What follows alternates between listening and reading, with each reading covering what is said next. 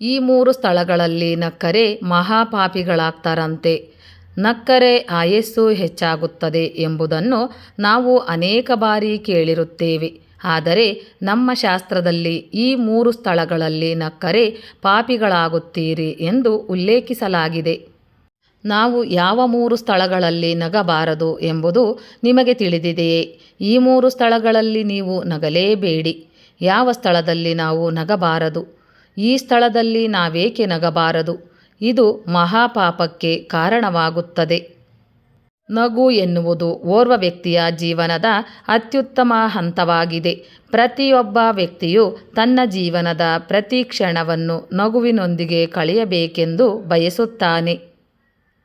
ನಗದೆ ಒಂದು ಕ್ಷಣವನ್ನು ಕಳೆದರೂ ಆ ಕ್ಷಣ ವ್ಯರ್ಥ ಎಂದಿದ್ದಾರೆ ಖ್ಯಾತ ಹಾಸ್ಯ ನಟ ಚಾರ್ಲಿ ಚಾಪ್ಲಿನ್. ಆಧ್ಯಾತ್ಮಿಕವಾಗಿ ಮಾತ್ರವಲ್ಲ, ವೈಜ್ಞಾನಿಕ ದೃಷ್ಟಿಕೋನದಿಂದಲೂ ನಗುವಿಗೆ ವಿಶೇಷ ಸ್ಥಾನವಿದೆ. ನಗುವಿನೊಂದಿಗೆ ನಾವು ದಿನವನ್ನು ಕಳೆಯುವುದರಿಂದ ದೇಹ ಮನಸ್ಸು ಹೊಸ ಚೈತನ್ಯವನ್ನು ಪಡೆದುಕೊಳ್ಳುತ್ತದೆ. ಮೆದುಳಿನ ಮೇಲೆ ಅದು ಸಕಾರಾತ್ಮಕ ಪರಿಣಾಮವನ್ನುಂಟು ಮಾಡುತ್ತದೆ. ನಗು ಓರ್ವ ವ್ಯಕ್ತಿಯ ಒತ್ತಡವನ್ನು ಕಡಿಮೆ ಮಾಡುತ್ತದೆ. ನಾವು ನಗುವುದರಿಂದ ಸಾಕಷ್ಟು ಧನಾತ್ಮಕ ಪ್ರಯೋಜನಗಳನ್ನು ಪಡೆದುಕೊಳ್ಳಬಹುದು. ಆದರೆ ಕೆಲವೊಂದು ಸ್ಥಳಗಳಲ್ಲಿ ನಾವು ನಗಬಾರದು ಎಂದು ಶಾಸ್ತ್ರದಲ್ಲಿ ಉಲ್ಲೇಖಿಸಲಾಗಿದೆ. ಇಂತಹ ಸ್ಥಳಗಳಲ್ಲಿ ನಾವು ನಗುವುದರಿಂದ ಅದು ಮಹಾಪಾಪವೆಂದು ಪರಿಗಣಿಸಲಾಗುತ್ತದೆ.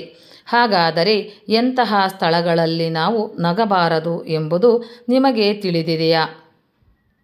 ಈ 3 ಸ್ಥಳಗಳಲ್ಲಿ ತಪ್ಪಿಯೂ ನಗಬಾರದು. 1. ಸ್ಮಶಾನದಲ್ಲಿ ನಗದಿರಿ. ಸ್ಮಶಾನದಲ್ಲಾಗಿರಬಹುದು ಅಥವಾ ಸ್ಮಶಾನದಂತಹ ಯಾವುದೇ ಸ್ಥಳಗಳಲ್ಲಾಗಿರಬಹುದು, ನೀವು ನಗಬಾರದು. ಹಾಗೆಯೇ ನೀವು ಯಾರದ್ದಾದರೂ ಅಂತಿಮ ಸಂಸ್ಕಾರಕ್ಕೆ ಹೋದಾಗ ಅಲ್ಲಿ ನಗಬಾರದು. ಹಾಗೆ ಮಾಡುವುದು ಸತ್ತ ವ್ಯಕ್ತಿಗೆ ಮಾಡಿದ ಅವಮಾನವೆಂದು ಪರಿಗಣಿಸಲಾಗುತ್ತದೆ.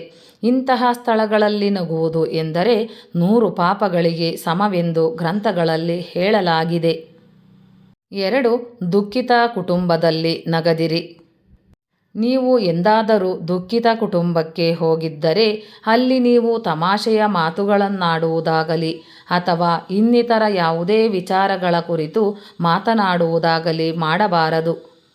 ಸಂತೃಪ್ತ ಕುಟುಂಬದಲ್ಲಿ ದುಃಖದ ವಾತಾವರಣವಿರುವುದರಿಂದ ಮತ್ತು ಅಂತಹ ಪರಿಸ್ಥಿತಿಯಲ್ಲಿ ನೀವು ಅಲ್ಲಿ ಇಲ್ಲಿ ಮಾತನಾಡಿದರೆ ಅಥವಾ ನಕ್ಕರೆ ಅದು ದುಃಖಿತ ಕುಟುಂಬದವರ ಭಾವನೆಗಳನ್ನು ಘಾಸಿಗೊಳಿಸುತ್ತದೆ ಮತ್ತು ಅದೇ ಸಮಯದಲ್ಲಿ ನೀವು ಸಹ ಪಾಪದಲ್ಲಿ ಪಾಲುದಾರರಾಗುತ್ತೀರಿ.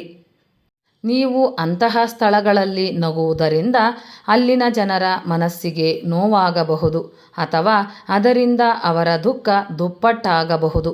ಹಾಗಾಗಿ ಈ ಸ್ಥಳಕ್ಕೆ ಹೋದಾಗ ನೀವು ನಗಲೇಬೇಡಿ. 3ನೇಯದು, ದೇವಾಲಯಕ್ಕೆ ಹೋದಾಗ ನಗದಿರಿ. ದೇವಾಲಯವು ದೇವರನ್ನು ಆರಾಧಿಸುವ ಅಥವಾ ಪೂಜಿಸುವ ಒಂದು ಪವಿತ್ರ ಸ್ಥಳವಾಗಿದೆ.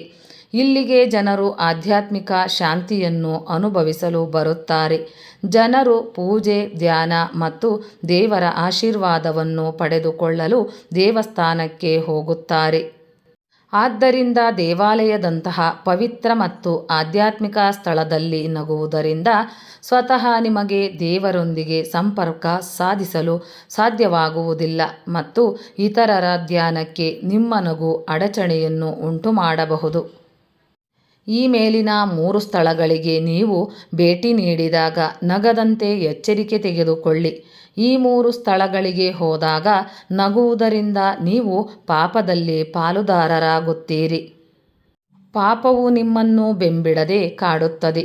ಹಾಗಾಗಿ ಇಂತಹ ಸ್ಥಳಗಳಲ್ಲಿ ಶಾಂತಿಯನ್ನು ಕಾಪಾಡಿಕೊಳ್ಳುವುದು ತುಂಬಾನೇ ಮುಖ್ಯವಾಗಿರುತ್ತದೆ.